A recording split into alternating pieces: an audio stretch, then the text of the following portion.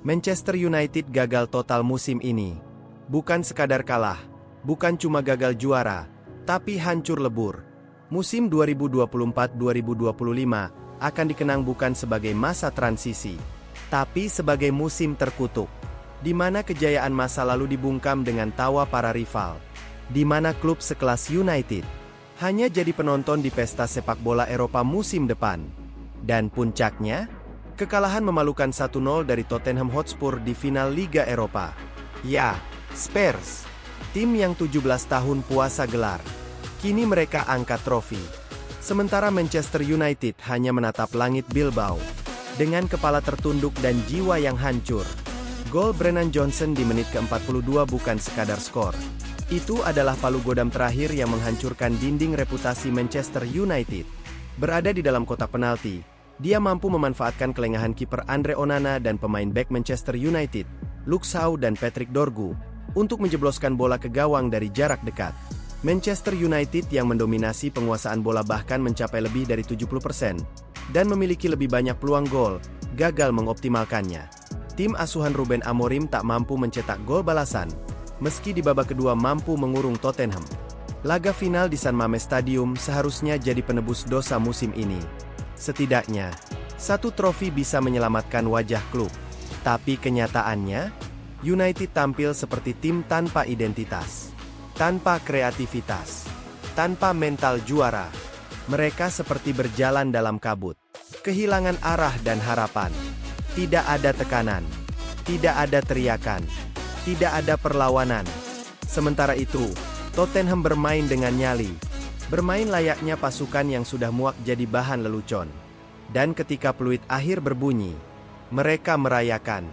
Bukan hanya karena trofi, tapi karena mereka membuat raksasa seperti United jatuh dan tak bisa bangun. Hasil ini juga menegaskan dominasi Tottenham atas Manchester United pada musim ini, di mana 4 pertemuan mereka di semua kompetisi, termasuk laga final ini, pasukan Ange Postecoglou selalu meraih kemenangan. Dengan sukses menjadi juara Liga Eropa ini, Tottenham berhak bermain di Liga Champions musim depan meski dipastikan finish di peringkat papan bawah klasemen Liga Inggris musim ini. Di satu sisi, Manchester United di bawah asuhan Ruben Amorim yang juga tampil buruk di Liga Domestik, di papan bawah Liga Inggris, gagal menyelamatkan musim ini setelah kekalahan di final ini. Tottenham meraih gelar ketiganya di Liga Eropa setelah menjadi pemenang pada 1972 dan 1984. Di satu sisi, Manchester United gagal memboyong trofi yang sama ke Old Trafford setelah pernah menjadi juara di kompetisi ini pada 2017. Namun kekalahan ini bukan satu-satunya luka. Mari kita buka satu persatu borok musim ini. Di Premier League, Manchester United finish di peringkat 16. Hanya terpaut beberapa poin dari zona degradasi. Bayangkan, klub dengan pendapatan terbesar ketiga di dunia, malah bersaing dengan Ipswich Town dan Southampton untuk bertahan hidup. Hasil tersebut mencatatkan musim terburuk mereka dalam lebih dari 50 tahun terakhir. Kegagalan juga terjadi di FA Cup dan Carabao Cup, di mana mereka tersingkir lebih awal. Statistik menunjukkan bahwa sejak kedatangan Ruben Amorim pada November 2024, United hanya memenangkan 6 dari 26 pertandingan Liga. Total 38 laga, hanya menang 11. Kebobolan lebih dari 60 gol. Dan rekor kekalahan kandang terbanyak sejak tahun 1973. Bahkan stadion legendaris Old Trafford lebih sering jadi tempat pelampiasan tim lawan daripada benteng kokoh seperti di era Ferguson. Lanjut ke FA Cup, disingkirkan oleh tim papan tengah. Carabao Cup, tersingkir sebelum mencapai semifinal. Tidak ada progres, tidak ada pencapaian. Hanya catatan kelam yang menumpuk. Dan fans yang setiap minggu harus memikul malu. Ini bukan Manchester United yang kita kenal. Ini bukan klub dengan DNA juara. Ini bukan rumah bagi pemain besar. Ini hanyalah bayangan muram dari kemegahan yang dulu pernah ada. Dan siapa yang sekarang duduk di kursi panas manajer? Ruben Amorim, pelatih muda Portugal yang awalnya datang dengan label pembawa harapan baru. Tapi nyatanya justru menambah panjang daftar kegagalan. Formasi aneh, keputusan kontroversial, dan konferensi pers penuh kebingungan. Bahkan Ruben sendiri sempat berkata, jika ini tim terburuk dalam sejarah klub, saya akan pergi. Namun hingga akhir musim, dia masih ada di pinggir lapangan. Tak tahu arah, dan terus disoraki fans sendiri. Di tengah semua kekacauan ini, Bruno Fernandes dan beberapa pemain senior mencoba menyelamatkan keadaan. Tapi tak cukup. Mereka seperti sekoci di tengah kapal Titanic yang perlahan tenggelam. Cristiano Ronaldo sudah lama pergi. David De Gea sudah digantikan. Dan para pemain muda belum cukup siap untuk memikul beban sebesar ini. Tapi kekalahan tak hanya terjadi di lapangan. Di balik layar, kekacauan jauh lebih parah. Manchester United kini harus membayar 10 juta euro kepada Adidas karena gagal lolos ke kompetisi Eropa. Seperti tercantum dalam klausul kerjasama yang diteken tahun 2023. Selain itu, nilai pasar klub juga anjlok drastis. Kegagalan lolos ke kompetisi Eropa musim depan tidak hanya memengaruhi prestasi, tetapi juga berdampak finansial. Kontrak dengan Adidas mencantumkan klausul penalti sebesar 10 juta euro jika United gagal tampil di kompetisi Eropa. Selain itu, nilai pasar klub menurun drastis, dari 4,54 miliar pound menjadi 1,87 miliar pound sejak investasi Sir Jim Ratcliffe. Dampaknya, sponsor mempertimbangkan ulang.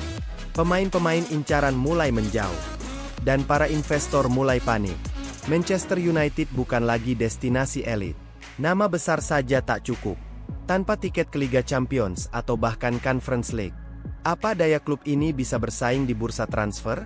Pemain seperti Joao Neves, Gonçalo Inacio, atau Victor Osimhen kini lebih tertarik ke klub lain. Bahkan pemain mediocre pun mulai pilih-pilih jika namanya dikaitkan dengan MU. Bayangkan, dulu semua pemain bermimpi ke Old Trafford.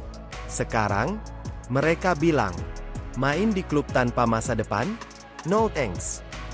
Dan semua ini terjadi saat rival-rival justru mengalami musim terbaik. Tottenham, tim yang dijuluki spesialis hampir juara, akhirnya angkat trofi. Setelah 17 tahun puasa gelar, kini mereka punya Liga Eropa di lemari piala. Son Heung-min, setelah 10 tahun mengabdi, akhirnya merasakan manisnya kemenangan. Brennan Johnson jadi pahlawan. Dan pelatih mereka menutup mulut semua pengkritik. Tak hanya Spurs. Lihat Bologna. Juara Coppa Italia pertama sejak 1974. Crystal Palace menjuarai FA Cup. Newcastle akhirnya angkat trofi setelah 50 tahun lebih. Bahkan Go Ahead Eagles tampil heroik di Eredivisie. Dan Harry Kane, yang dulu dicap kutukan final, akhirnya juara Bundesliga bersama Bayern. Sementara itu, Manchester United hanya jadi catatan kaki dari kisah sukses orang lain. Lantas, kemana arah klub ini selanjutnya? Apakah Ineos dan Sir Jim Ratcliffe akan bertindak cepat? Ataukah mereka biarkan klub ini terus terpuruk? Publik menuntut perombakan besar. Direktur olahraga, tim pelatih, hingga scouting harus dibersihkan. Sementara Ruben Amorim kemungkinan besar tak akan dipertahankan. Jika tidak, musim depan bisa lebih parah. Bukan cuma gagal di Eropa, tapi bisa-bisa mereka benar-benar terdegradasi. Kini hanya ada satu jalan.